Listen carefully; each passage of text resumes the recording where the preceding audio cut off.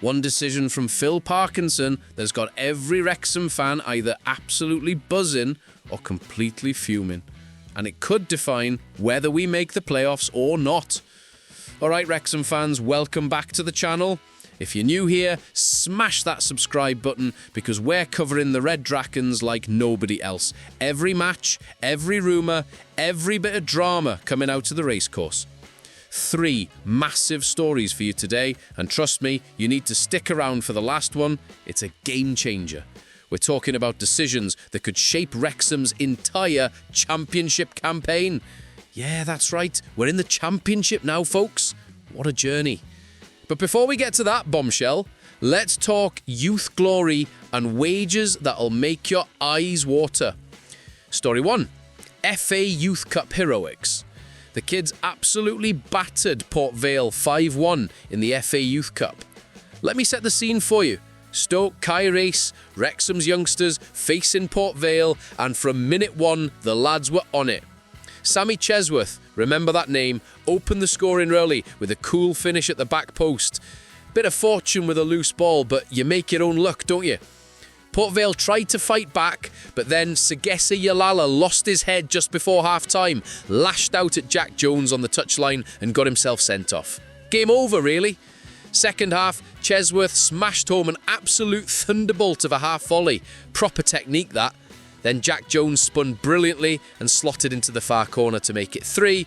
Port Vale grabbed a penalty through Eddie Lake, but it was damage limitation by then. Late on, substitutes Wes Graham and Keir Nolan both ran onto long balls and finished calmly. 5-1. Dominant performance. Here's why this matters though. Wrexham are in the FA Youth Cup 4th round for the first time since 1983. That's over 40 years, folks. The pathway from academy to first team is crucial for a club like ours, especially with Reynolds and Rob McElhenney building something sustainable here. These kids are the future, and they just announced themselves. Let's talk money, specifically how much Wrexham are paying their players compared to the Championship big boys. New estimates put our weekly wage bill at around £350,000. That's just under £18.2 million a year. Sounds like a lot, right? Well, it makes us the 11th highest payers in the division. Now here's where it gets interesting. Leicester City, who got relegated from the Premier League last season, are spending £840,000 a week. That's £43.7 million annually.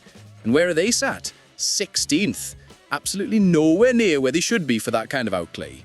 Southampton are chucking £759,000 a week at their squad, nearly 40 million quid a year, and they're 14th. Shocking, really. Meanwhile, we're sitting 10th, with a fraction of that spending, just 3 points off the playoffs, and we've not lost in 8 matches. That tells you everything about what Phil Parkinson and the Gaffer's team have built here. Inside our squad, Kiefer Moore's the top earner at roughly £30,000 a week. Fair play to him, he's been immense. Connor Cody is on about £25,000, though he's not featured as much lately. Humphrey Kerr, one of our non-executive directors, admitted earlier this year that everyone knew wages would have to jump to compete in the Championship. He said he watched Ryan Reynolds and Rob McElhenney's faces on a Zoom call when the numbers came up, and they looked calm. That's reassuring, isn't it? The Hollywood lads knew what they were getting into. But here's the thing, we're outperforming clubs spending double, sometimes triple what we are. That's not just about money, that's about culture, recruitment, and having a proper plan. Now, those were big stories, but what I'm about to tell you next could completely reshape Wrexham's season. This is massive. Phil Parkinson has just dropped the statement about the January transfer window that's got Wrexham fans absolutely split down the middle. He's ruled out major signings. Let that sink in for a second. We're 10th in the Championship, 3 points off the playoffs, riding an 8-match unbeaten streak, and the gaffer is saying we're not going big in January. No major overhaul, no marquee signings, stability over splashing the cash. Now, before you lose your mind, let me give you the full context. Last summer, Wrexham spent over £30 million, bringing in 13 new players. 13! That included smashing our transfer record to sign Nathan Broadhead from Ipswich for £7.5 million. We rebuilt the entire squad to compete in the Championship, and fair play, it's worked brilliantly. Parkinson's argument is simple. Why disrupt something that's clearly functioning? We've got balance, cohesion and identity. The lads know their roles, the system works. Bringing in a load of new faces in January could upset that rhythm, especially when we're unbeaten and climbing the table. He did say the club would always review the situation, so the door's not completely shut, but his preference is crystal clear. Keep faith with what we got. Here's what nobody's talking about yet though. Wrexham have a ridiculous number of players coming back from injury in January. Danny Ward, Andy Cannon, Jay Rodriguez, Lewis Brunt, Issa Kabare, Libby Kakase, Elliot Lee. That's 7 players returning to the squad. 7. Suddenly, it's not about needing reinforcements, it's about managing a fully fit squad through a brutal festive fixture list. Parkinson reckons those returning players will give him the depth he needs without having to dip into the market. And you know what? He might be right. Look at how we've coped without those lads. 10th in the Championship, unbeaten in 8, and we've done it with half the squad injured. Imagine what we can do when everyone's fit. That's the logic anyway. But here's where it gets interesting. What if we hit a rough patch in January? What if injuries pile up again? What if we sat 1 or 2 players short of a genuine playoff push? That's when this decision gets questioned.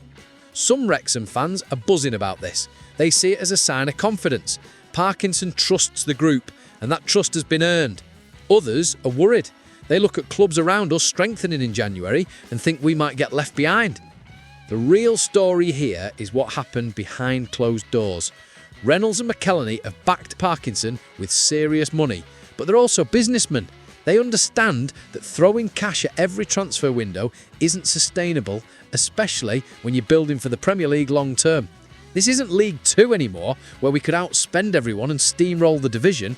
This is the Championship, where Leicester are spending 40 million on wages and sitting 16th.